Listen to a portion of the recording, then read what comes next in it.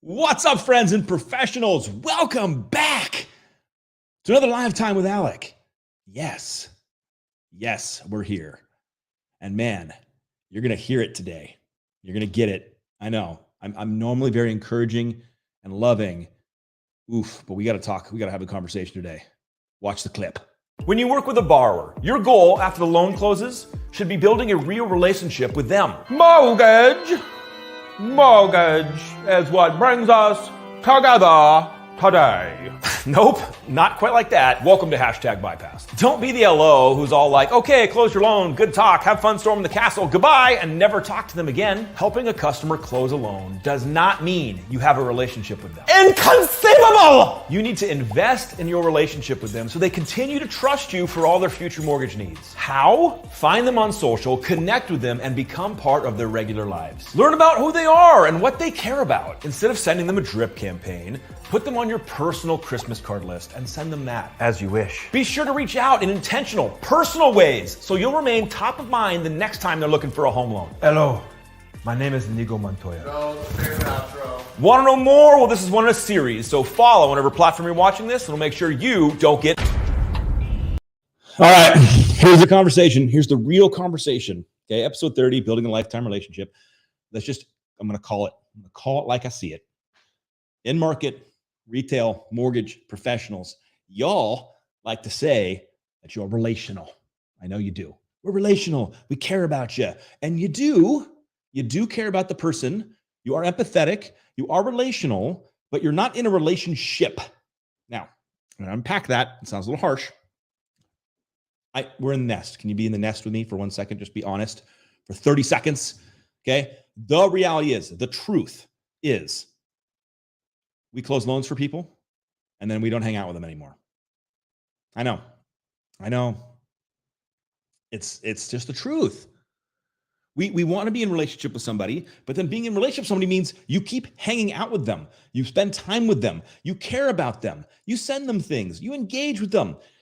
We don't do that. No, we don't. And maybe you do. Maybe you specifically do. But the rest of you, because we know that guy's lying. We don't.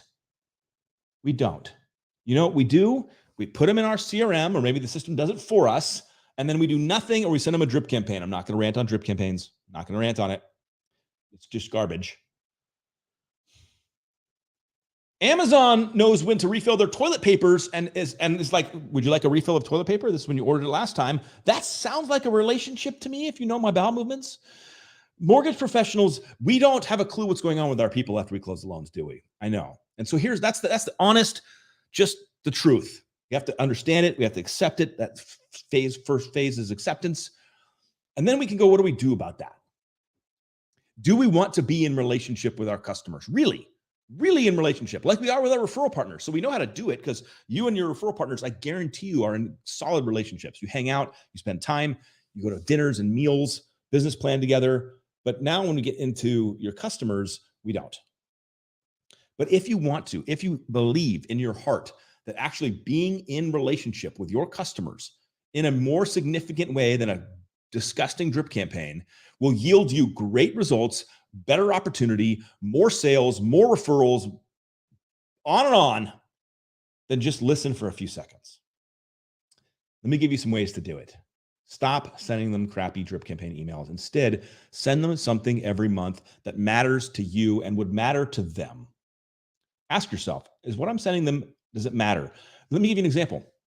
How many of you take the time to write a quarterly personal newsletter / update to send to your customers about what's going on with you as a human being? Now, whoa, Alec, you crossed the line right there. You made it personal. Yeah, like a relationship.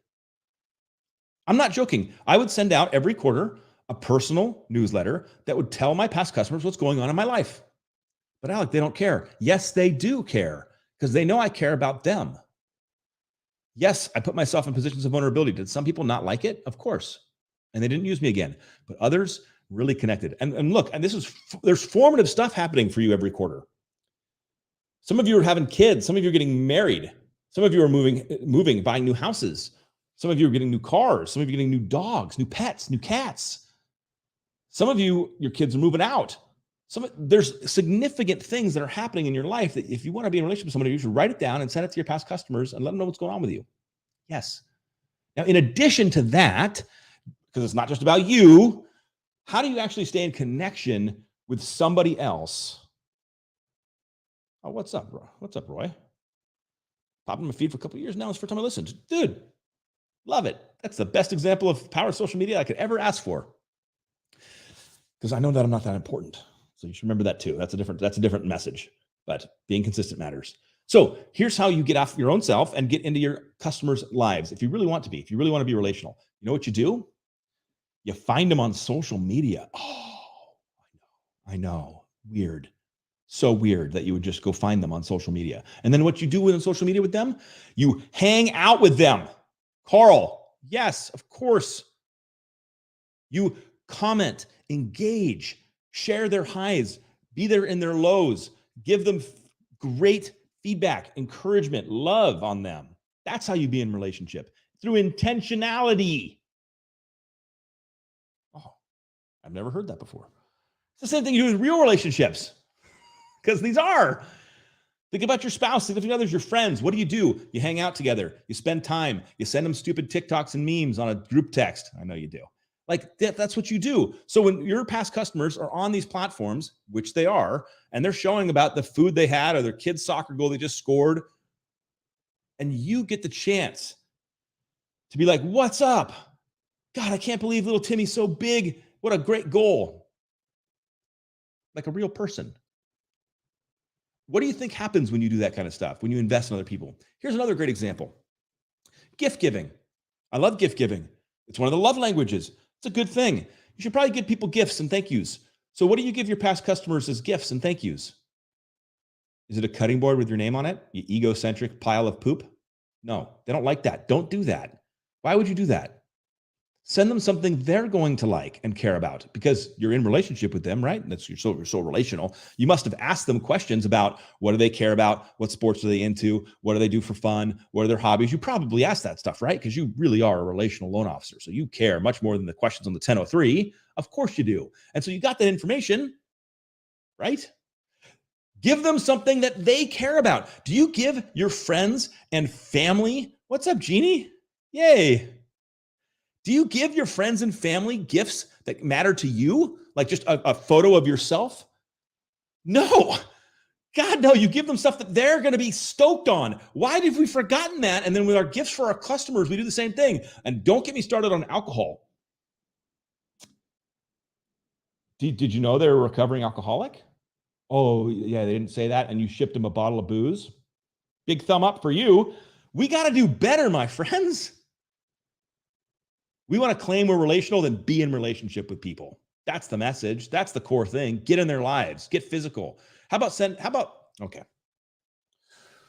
Here's a great example of framing up this in two different ways. Okay. Let me give you one frame. Frame number one is in your CRM, you have the day you funded their loan. It's a big, important day, right? Day you got paid, or you got paid later, but it's an important day. Funded their loan. Good. And so what do most loan officers do? They call them up for a loan anniversary review. Now, that's fine. But what day is more important to that customer in their memory? The day your loan funded, or the day they moved into their house and spent the first night with their family in a new house? Which do you think is more important to them? Obviously, it's the first night. They had pizza on the floor. They played board games with their kids.